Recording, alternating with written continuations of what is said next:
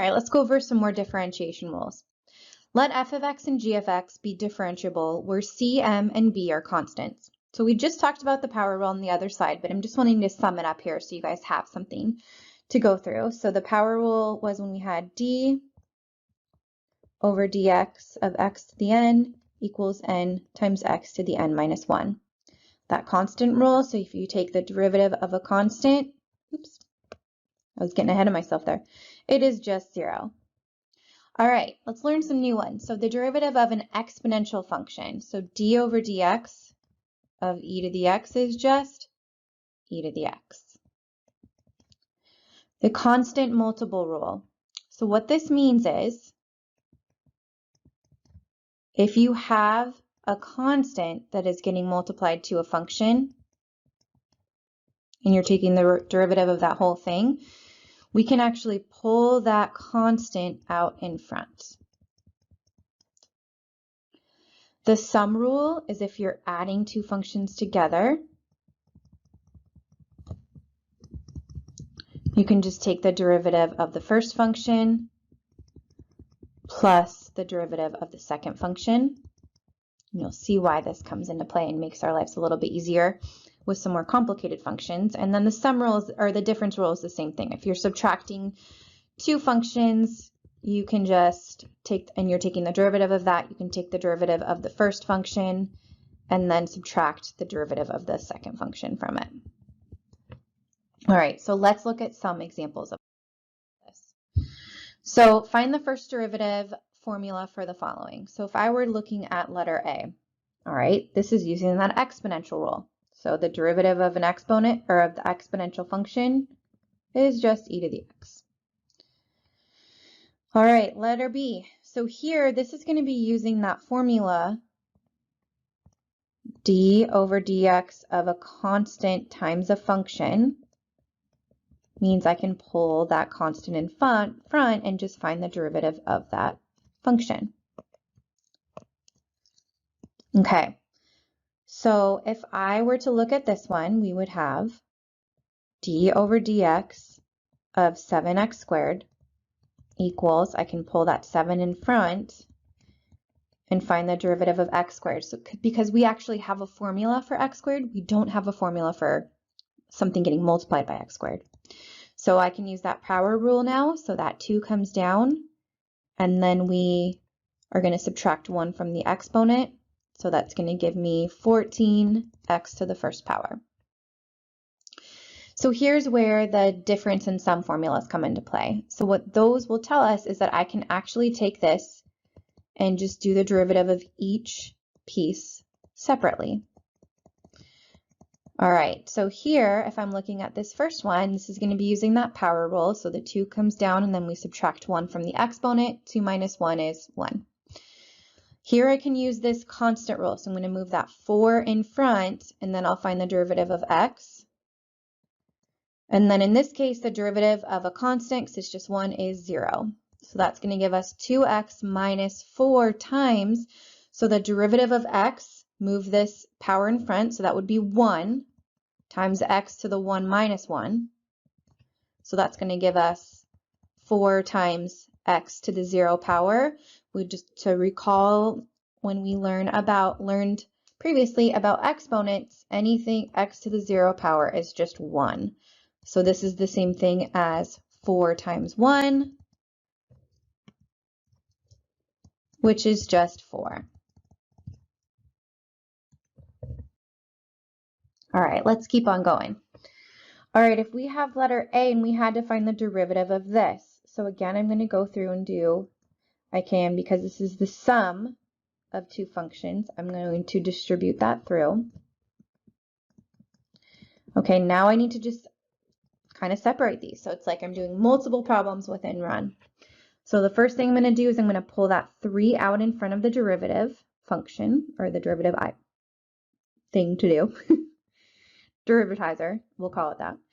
Okay, I'm going to pull that 4 out in front as well. And now I'm getting to actual things that I can find the derivatives of. So the derivative of e to the x is e to the x. To take the derivative of this function, I need to first get it in terms of a power. So this is like x to the first power. So this would be 1 over x to the 1/3 power. And then I can move that 1/3 up, and that would be x to the negative 1/3. Now this is in a form that I can actually take the derivative of.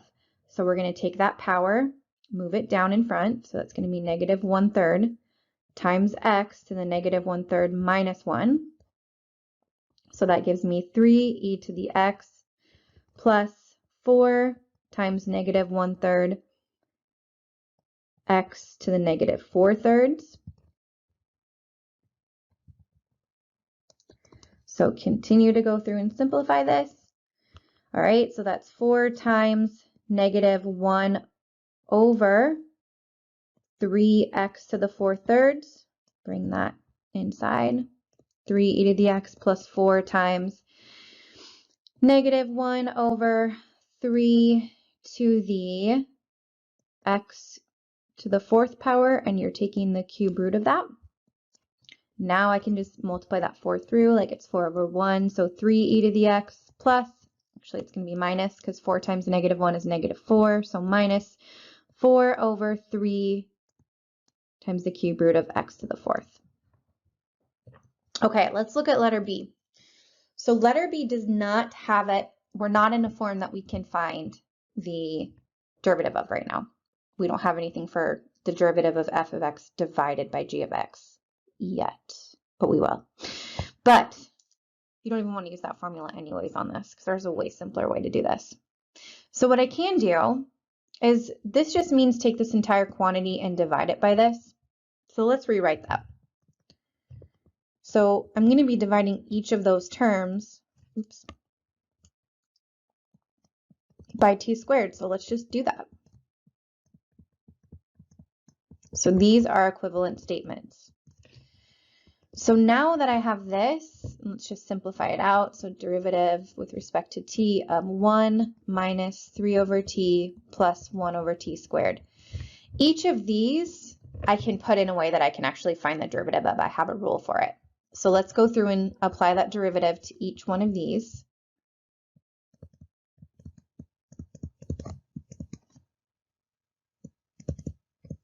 All right, so derivative of 1 is just 0.